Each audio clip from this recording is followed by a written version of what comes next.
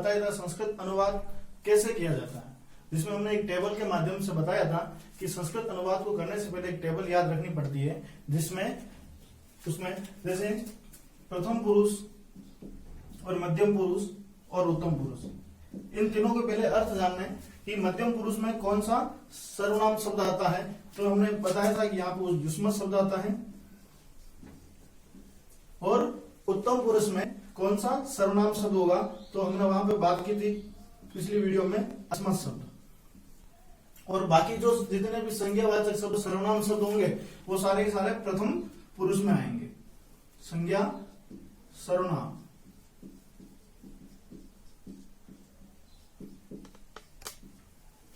तो इस तरह से दोस्तों पिछली वीडियो में हमने बात की थी, और उसमें हमने प्रथम पुरुष से अनुवाद करना सीखा था कि प्रथम पुरुष से संबंधित जो अनुवाद होते हैं वो किस तरह से किया जाता है।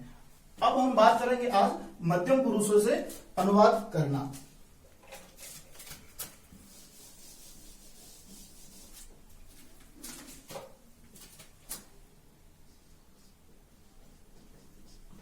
मध्यम पुरुष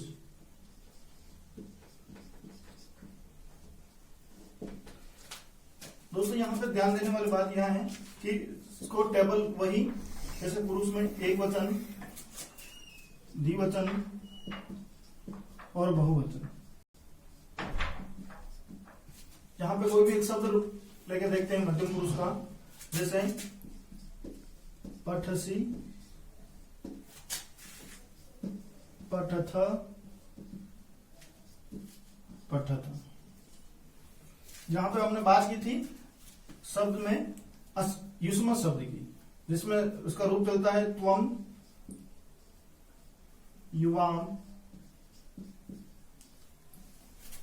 यूयुम। त्वम का अर्थ होता है तुम, युवाम का अर्थ होता है तुम दोनों, और इसका यूयम का अर्थ होता है तुम सब।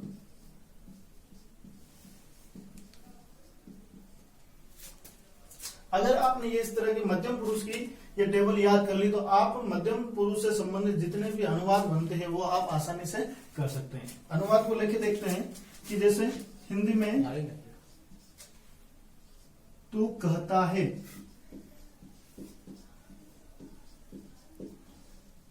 या तुम बोलते हो।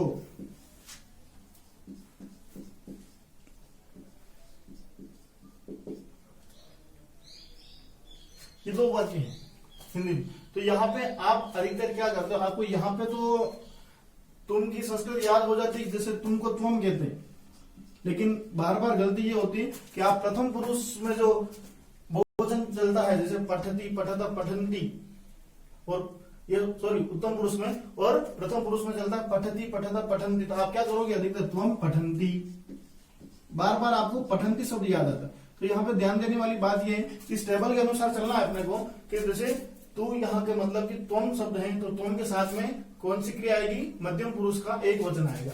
तो यहाँ कहता है तो कहने को क्या कहते हैं, वद, जिसे रूप चलेगा वदसी, वदथ, वदथ। तो यहाँ पे क्या होगा, तू कहता तो तुम वदसी, और तुम बोलते हो, तुम का भी अर्थ वही होता है, तुम बोलने को भी वदसी कहेंगे, तुम वदसी। तो इस तरह आप हिंदी अनुवाद कर सकते हो संस्कृत में। बात करते हैं दूसरे, जैसे तुम दोनों विद्यालय जाते हो।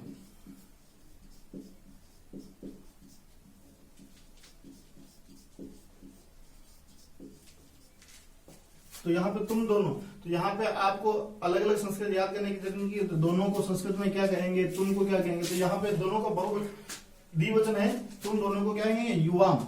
तो यहाँ पे क्या होगा, तुम दोनों की संस्कृत युवाम विद्यालय। ये जहां पे ये करता है, ये करता क्या कर्म कर रहा है, विद्यालय जाने का। तो यहाँ विद्यालय कर्म है, विद्यालय।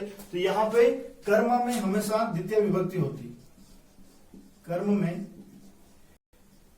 द्वितीय विभक्ति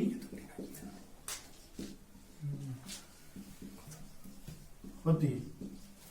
तो विद्यालय राम शब्द की तरह चलेंगे तो जैसे राम की द्वितीय विभक्ति का एक वचन होता है रामम, तो यहाँ पे हो जाएगा विद्यालयम।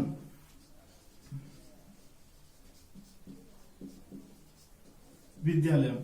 अब युवाम तुम दोनों के लिए आपने कर्ता, और मैंने एक बात बताई थी कि हमेशा कर्ता के अनुसार ही क्रिया होती है। तो यहाँ पे क्रिया है जाना, जिसको गम, और आदेश हो जाता है गच्छ। तो रूप चल, इसके शब्द रूप चल रहे, धातु रूप चलेंगे गच्छति गच्छत। तो यहाँ पे तुम दोनों के लिए यहाँ पे क्या होगा, पठत लिखा तो यहाँ हो जाएगा गच्छत।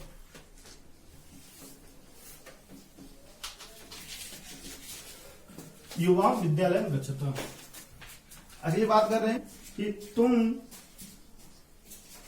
राज्य की रक्षा करते हो।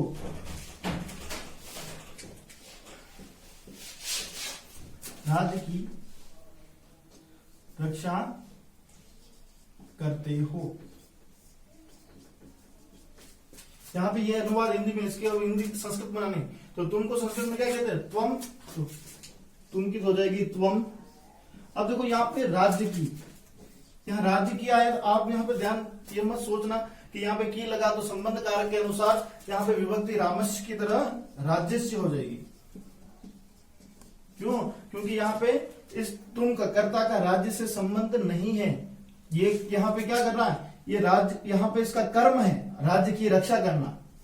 ये इसका क्या है, राज्य यहाँ पे कर्म है। तो हमेशा कर्म में कौन सी विभक्ति लगती है, द्वितीय विभक्ति। तो यहाँ पे राज्य में क्या होगा, त्वम राज्यम। अब रक्षा करने को कहते हैं, रक्ष धातु चलती है संस्कृत में। तो रक्षति रक्षत रक्षन्ति, रक्षसी रक्षथ रक्षथ। तो यहाँ पे तुम कौन सा मध्यम पुरुष का एक वचन है, तो यहाँ पे क्रिया भी एक वचन की लगेगी। तो रक्षसी शब्द होगा, क्या होगा, रक्षसी। एक शब्द यहाँ पे ये भी बन जाता है, त्वम राज्यस्य रक्षसी। तो यहाँ पे ये जो शब्द है ये अशुद्ध है, ये जो वाक्य बना हुआ है ये अशुद्ध वाक्य है और ये सही वाक्य है। चलिए अगला वाक्य देखें, तुम सब कहां जाते हो।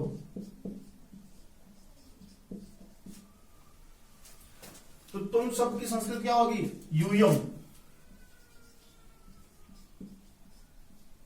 और कहा एक अव्ययवाचक शब्द है जिसको आप क्या कहोगे, कहा को संस्कृत में पुत्र कहते हैं, पुत्र। तो यूयम पुत्र, तुम सबके लिए क्या है, पठत लगा तो जाने को क्या होगा, गच्छत।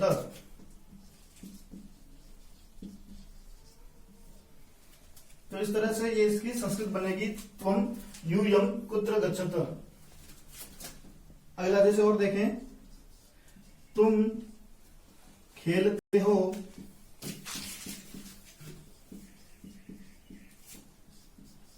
तुम दोनों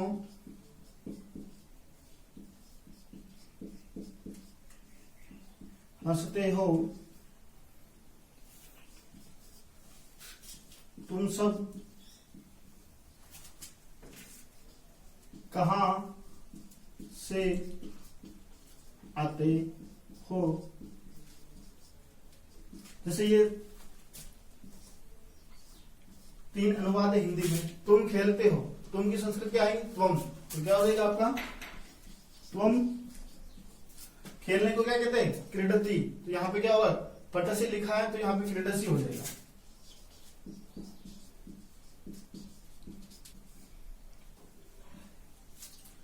अगला वाक्य, तुम दोनों हंसते हो। तुम दोनों की संस्कृत क्या है, युवाम। युवाम पठता है, हंसने को क्या हो जाएगा यहाँ पे, हसथ।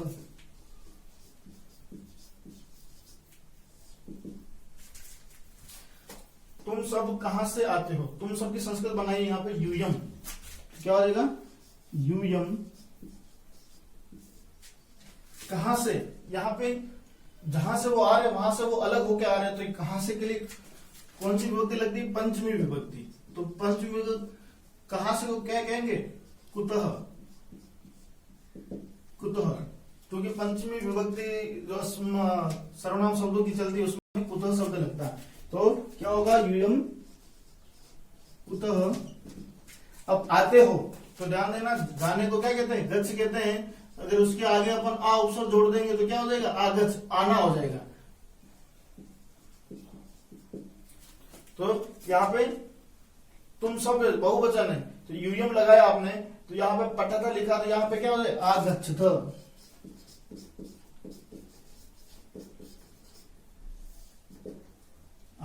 गच्छत। दोस्तों इस तरह आप मध्यम पुरुष से संबंधित संस्कृत में अनुवाद इस टेबल के माध्यम से कर सकते हो।